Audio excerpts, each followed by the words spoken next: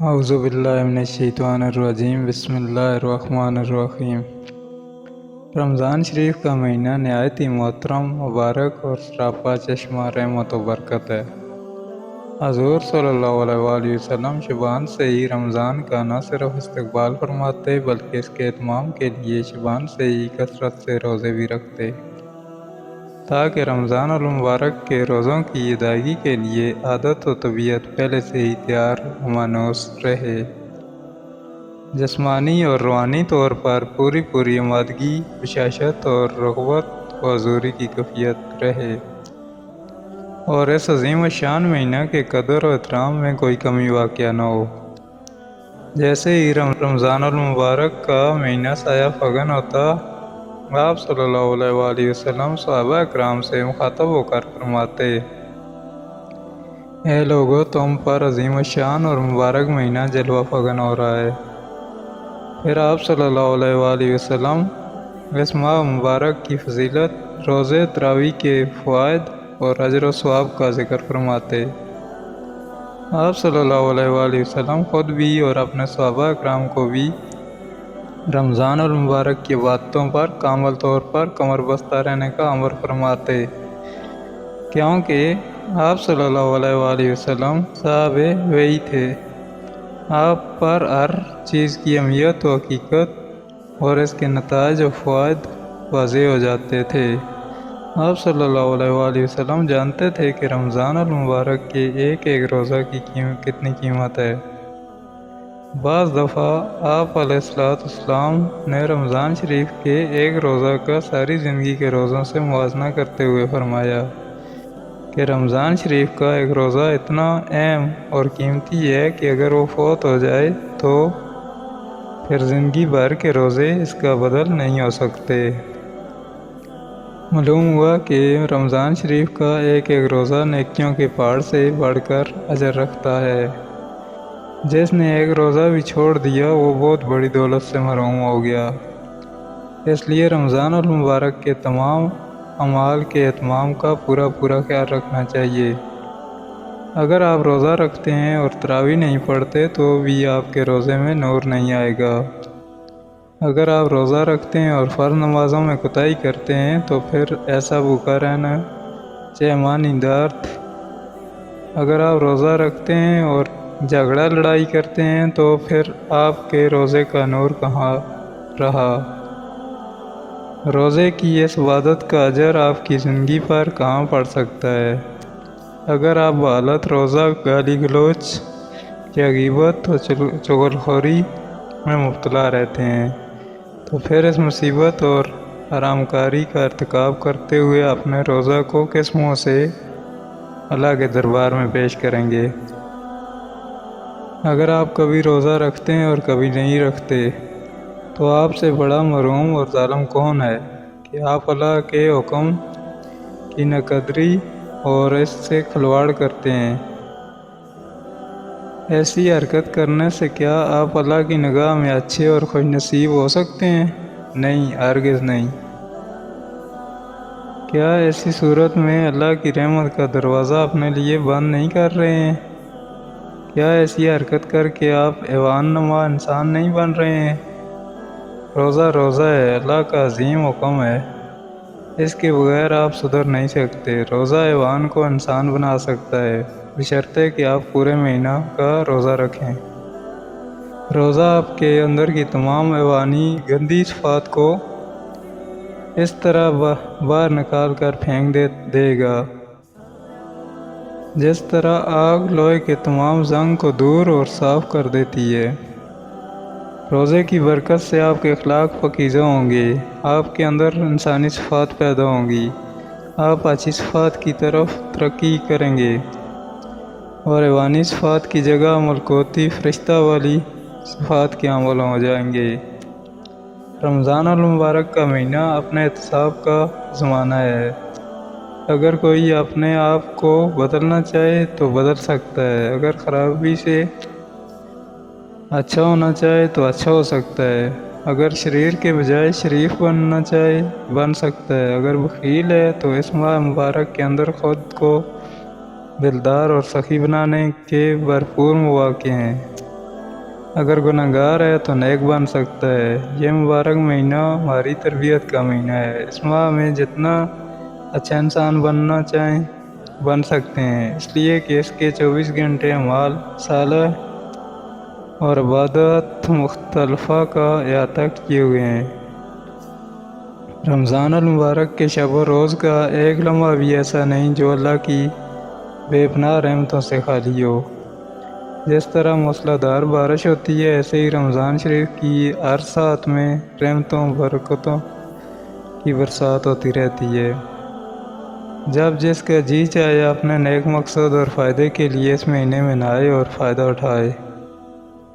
ہمارے تمام اہل اللہ کی یہی روایت رہی ہے کہ رمضان المبارک میں دنیا کے تمام مشاغل کو کم یا موقوف فرما دیتے اور خود کو اعمال رمضان کے لیے وقف یا فارغ فرما لیتے۔ غرض ضلالت سے ہدایت، حیوانیت سے انسانیت، دانیت سے آدمیت، نالائکی سے اہلیت و لیاقت، بے عملی سے عمل اور ذلت و نکوت سے عزت و رفعت کی طرف آنے کا ماہ رمضان بہترین زمانہ اور قیمتی فرصت و موقع ہے۔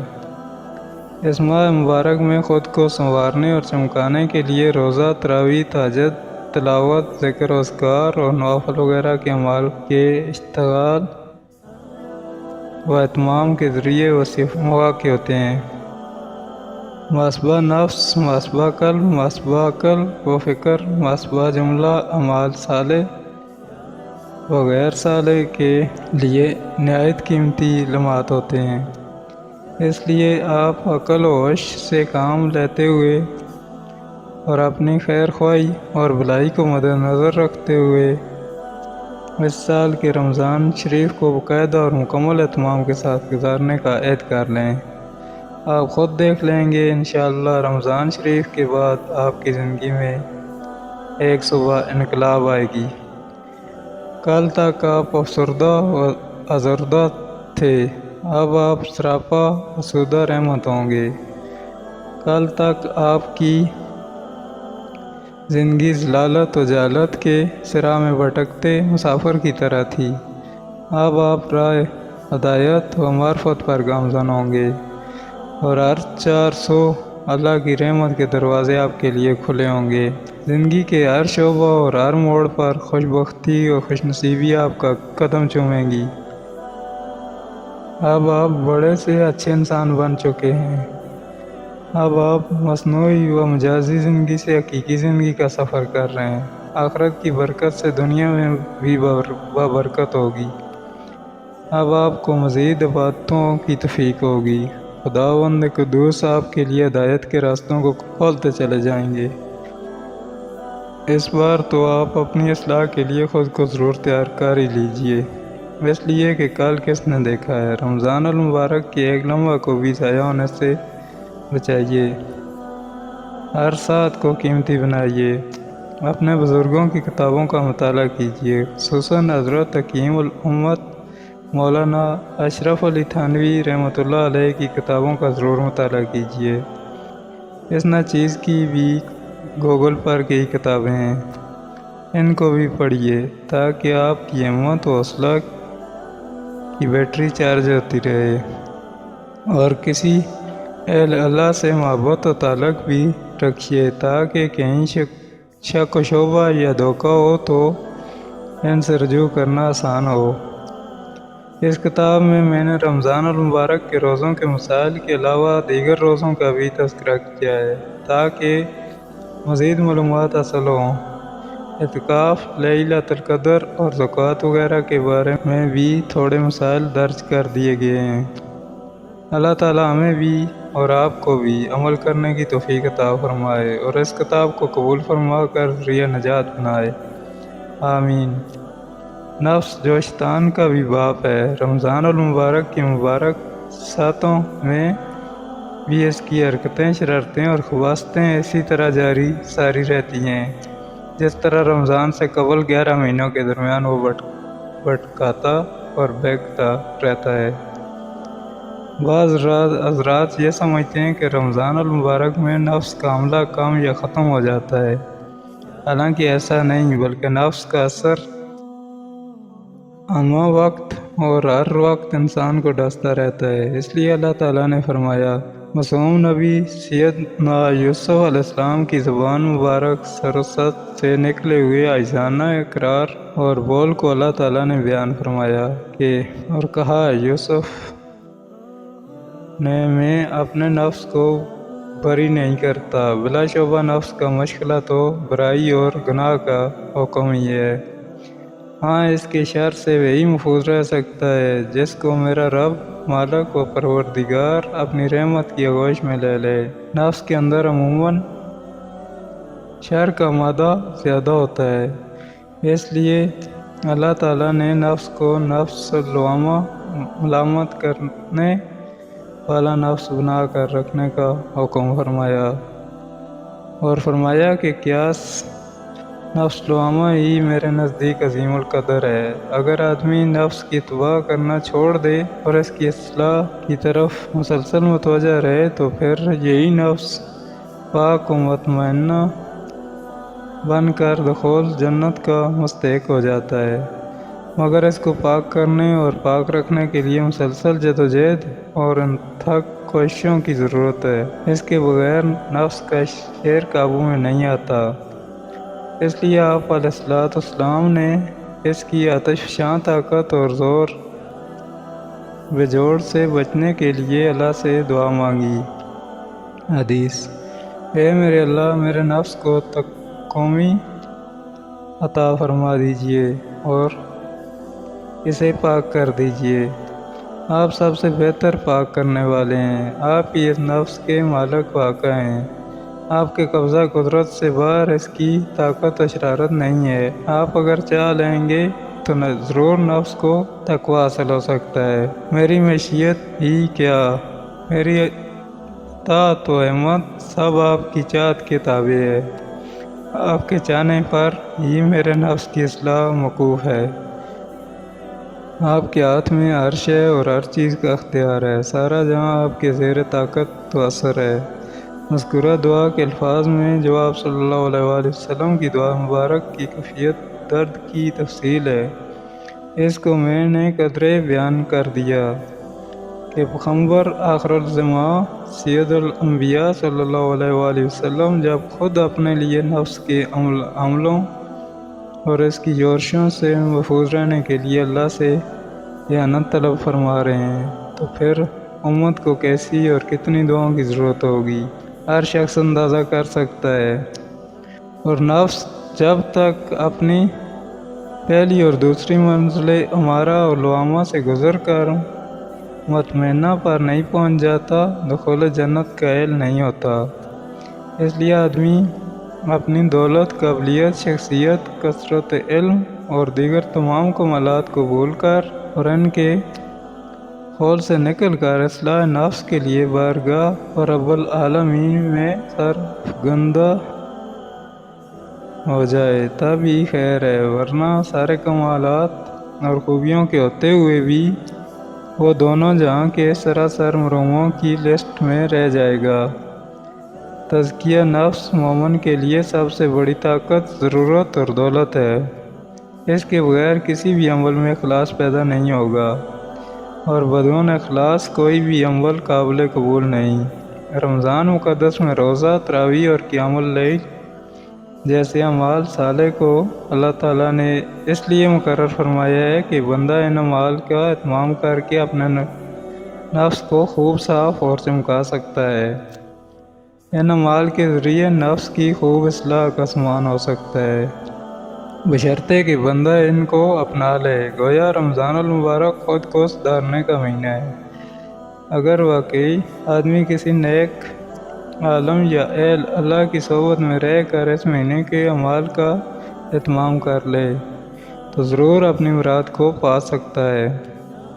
میں نے عالم صالح کی قید اس لیے لگائی کہ دنیا کا کوئی بھی کام بغیر کسی بڑے کی نگرانی کے کامل و مکمل نہیں ہوتا، خواہ گھر کا کام ہو یا باہر کا، یا سماجی، قومی اور ملی کام کیوں نہ ہو، ہر جگہ قیادت اور سرپرستی کی ضرورت ہے۔ اس کے بغیر کام ادھورا رہ جائے گا، کیونکہ ہر وہ عمل جو فطرت کے خلاف ہوگا وہ ناقص و ناتمام ہی رہے گا، بلکہ ابدار ہو جائے گا۔ اس لیے اللہ تعالیٰ نے فرمایا، میرے یہاں ابتدائے افرینش سے یہ ضابطہ رہا ہے کہ ہر قوم اور جماعت کے لیے میں نے رہبر اور رہنما بنایا ہے، اور یہ بات مسلم ہے کہ خدا کا ہر حکم فطرت انسانی کے موافق و مطابق ہے، لہذا بغیر سرپرست کے فرد ہو یا جماعت ہرگز کوئی راہ یاب نہیں ہو سکتا۔ بغیر سرپرستی کے عمل کرنے والے کی راہ ضرور کھوٹی ہوگی، وہ گمراہ ہو سکتا ہے لیکن ہدایت نہیں پا سکتا۔ آج ہمارے مسلم معاشرہ کی یہی نگفتہ حالت ہے۔ فطرت کے خلاف زندگی گزارتے گزارتے ہم زندگی کے اس چوراہے پر کھڑے ہیں جہاں ہر سو اندھیرا ہی اندھیرا ہے، نہ کوئی ہماری واضح راہ ہے نہ چراغ راہ۔ منزل کا پتہ معلوم تو ہے، انجام سفر معلوم نہیں۔ اپنے سفر آخرت کے لیے ہمارے پاس کوئی تیاری نہیں۔ دنیا کے جھوٹے اور فانی سفر میں لگاتار ہم ڈوبتے اور مشغول ہوتے جا رہے ہیں، مگر ہم اپنے وطن اصلی کے سفر اور اس کی نیک انجامی اور بد انجامی سے یکسر بے خبر ہیں۔ ہمارے پاس سوائے آپسی مخاصمت اور منازعت اور اختلاف و انتشار کے کوئی مفید اور کارآمد مشغلہ و منصوبہ نہیں ہے۔ ہم سلامتی فکر سے یکسر محروم ہوتے جا رہے ہیں، مثبت اور پازیٹیو سوچ کے بجائے منفی اور نیگیٹو فکر کے عادی ہو چکے ہیں۔ زندگی کی نیا مادیت ضلالت کے منجدار میں پھنس چکی ہے، مگر اصلاح کے لیے ہمارے کانوں پر جوں تک نہیں رینگتی۔ ہدایت کی سچی طلب سے ہم یا تو ناشنا ہیں یا پھر کسل مندی اور غفلت و سیل انگاری ہماری عادت ثانیہ بنتی جا رہی ہے۔ اصول دنیا اور مادیت کی تنگ و عدد کے لیے 24 گھنٹے ہماری ہر اس تیار و بیدار رہتی ہے، مگر آخرت کی تیاری اور عقبی کی دولت و نعمت کی طلب کے لیے ہماری چھٹی حص بھی بیدار نہیں۔ ہم اخیار کی طرح دنیا کے بیعت پرستار ہو چکے ہیں، حالانکہ چشم انسانی کے سامنے جتنے بھی حسین و کبیر مناظر ہیں وہ سب جز و خاک تھے اور خاکیں اور پھر سراپا خاک ہو جائیں گے۔ اشرف المخلوقات انسان سے بڑھ کر کوئی شے نہیں، مگر اس خاک کے پتلے پر بھی ایک ایسا حتمی، یقینی اور فیصلہ کن لمحہ آتا ہے جس سے فرار کی اس کو تاب نہیں، یعنی وسعت پیام اجل، جس میں وہ دار فانی سے دار البقا کی طرف دنیا کی سینکڑوں نعمتوں کو داغ مفارقت دیتے ہوئے نہایت بے بسی کے عالم میں منتقل ہونے پر مجبور ہو جاتا ہے۔ اس حقیر دنیا سے رخصتی کے وقت اس پر 400 عثرتیں دکھائی دیتی ہیں۔ آپ صلی اللہ علیہ وآلہ وسلم کے ارشاد کہ دنیا ایک مردار ہے اور اس کے طلبگار کہتے ہیں کہ سچی تصویر آنکھوں کے سامنے آ جاتی ہے، مگر اب کیا ہو جب چڑیاں چگ گئی کھیت۔ اب وقت رحیل آ چکا ہے، لمحہ بھر کے لیے بھی تیاری کا موقع نہیں، اپنے کیے کا انجام ملنے والا ہے۔ اس دنیا کی زندگی دولت و عیش و عشرت اور ایک ایک تنکا کا حساب ہوگا۔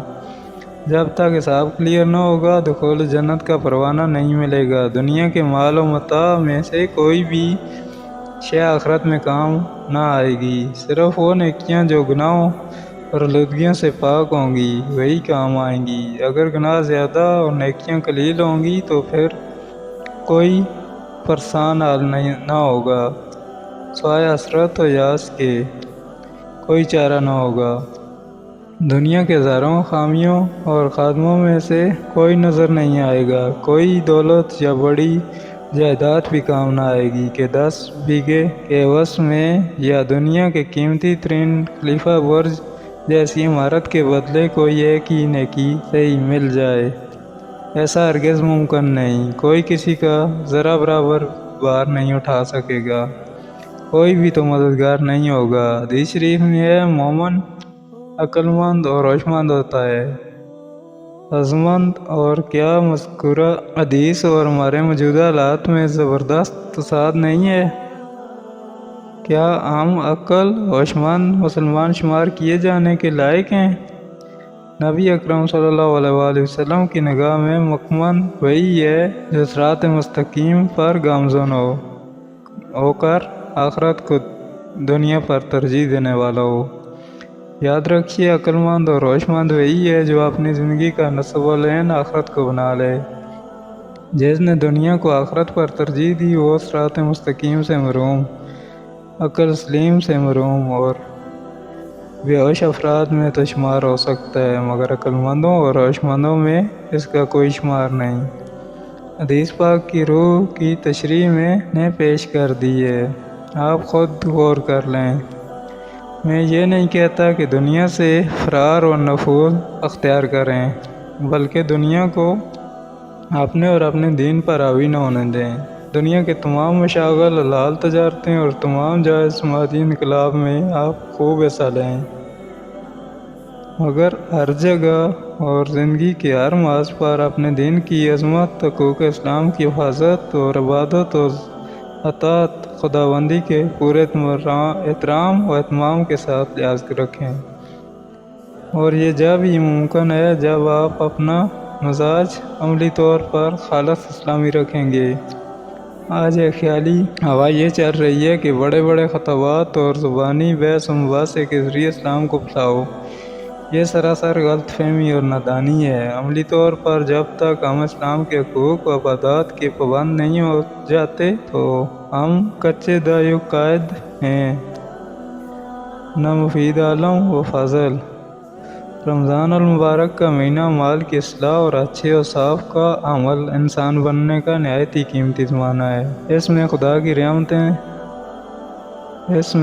کی رحمتیں ساری کائنات پر شب و روز نازل ہوتی رہتی ہیں۔ رمضان شریف کے 30 دن ہماری اصلاح کے لیے ایک متعدد مدت ہے، اس لیے ان کو قیمتی بنائیں تاکہ رمضان المبارک کے بعد آپ صالح اور دیندار اور کامیاب مسلمان بن کر اقوام عالم کے سامنے ظاہر ہوں، اور اپنے دولت خانہ سے لے کر سماج و ملک پر ہر جگہ قدر و منزلت اور رحمت و برکت کے ساتھ زندگی کے قافلے کو آگے بڑھانا نصیب ہو۔ حضور صلی اللہ علیہ وآلہ وسلم رمضان المبارک کے ایک ایک لمحہ کو قیمتی بناتے اور صحابہ کرام کو بھی اس کی تاکید فرماتے تھے۔